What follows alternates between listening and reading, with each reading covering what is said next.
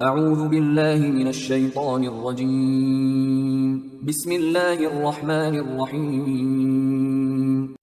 سورہ جاسیہ آیات نمبر 1 تا 15 میں مشرکین کو یقین دہانی کہ یہ قرآن اللہ ہی کی طرف سے نازل کردہ ہے جو بہت حکمت والا ہے۔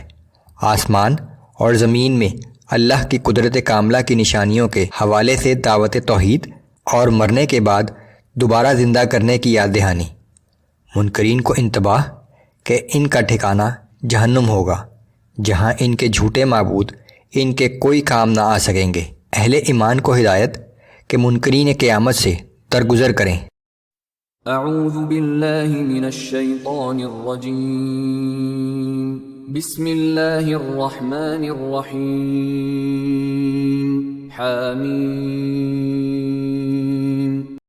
حامیم، ان حروف مقطعات کے حقیقی معنی اللہ اور رسول اللہ صلی اللہ علیہ وآلہ وسلم ہی جانتے ہیں۔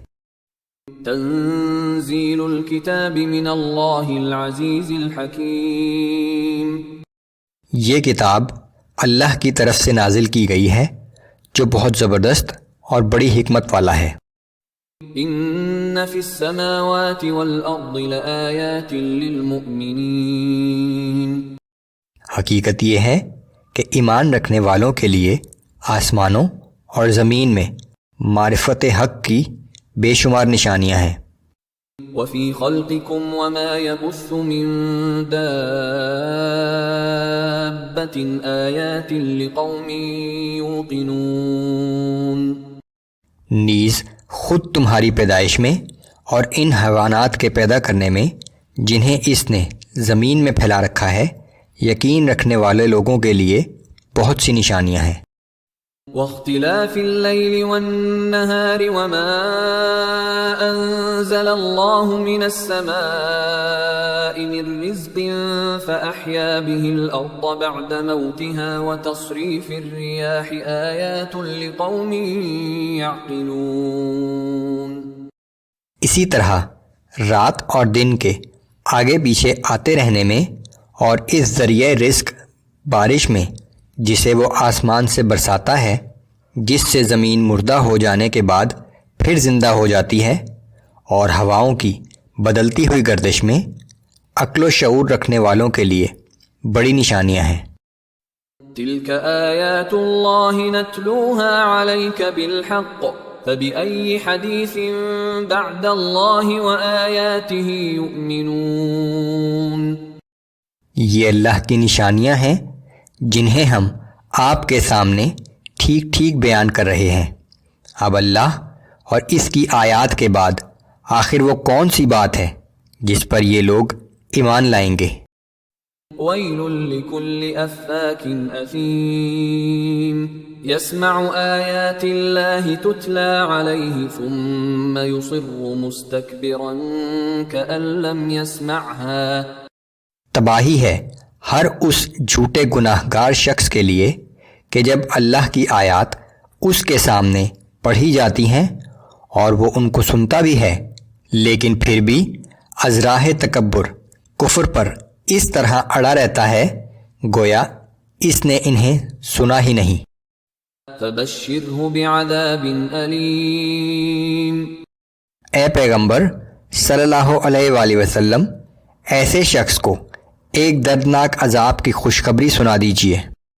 وَإِذَا عَلِمَ مِنْ آيَاتِنَا شَيْئًا اتَّخَذَهَا هُزُوًا أُولَئِكَ لَهُمْ عَذَابٌ مُهِينٌ۔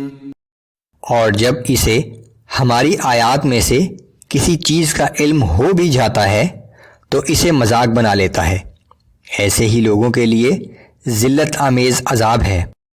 من ورائهم جہنم ولا يغني عنهم ما كسبوا شيئا ولا ما اتخذوا من دون الله أولياء ولهم عذاب عظيم۔ ان کے آگے جہنم ہے اور جو کچھ انہوں نے دنیا میں کمایا وہ ان کے کسی کام نہ آئے گا، اور نہ وہ معبود ان کے کسی کام آئیں گے جن کو انہوں نے اللہ کے سوا اپنا کارساز سمجھ رکھا ہے۔ ان سب لوگوں کے لیے بہت بڑا عذاب ہوگا۔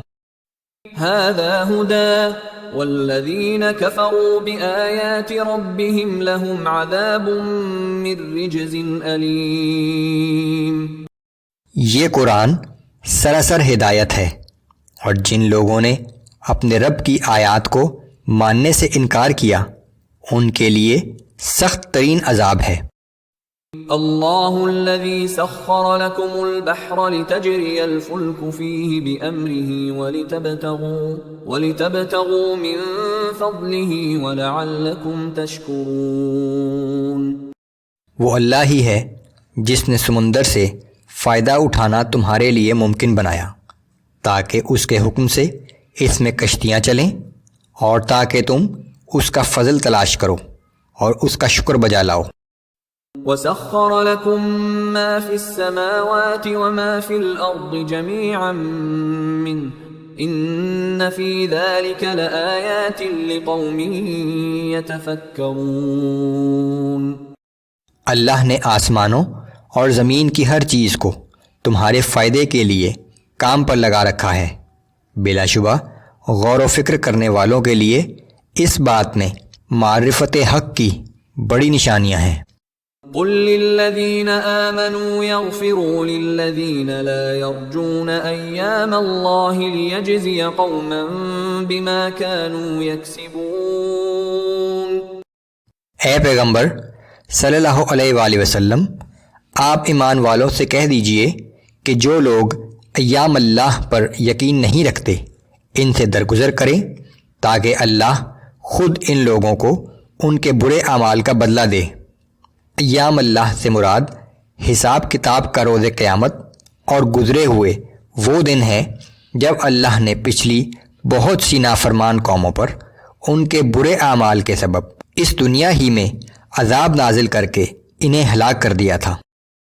من عمل صالحا فلنفسه ومن اساء فعليها ثم الى ربكم ترجعون۔ جو شخص نیک اعمال کرتا ہے تو اپنے ہی فائدے کے لیے کرتا ہے، جو برائی کرے گا تو اس کا وبال اسی پر پڑے گا، پھر تم سب اپنے رب کی طرف لوٹ کر واپس جاؤ گے۔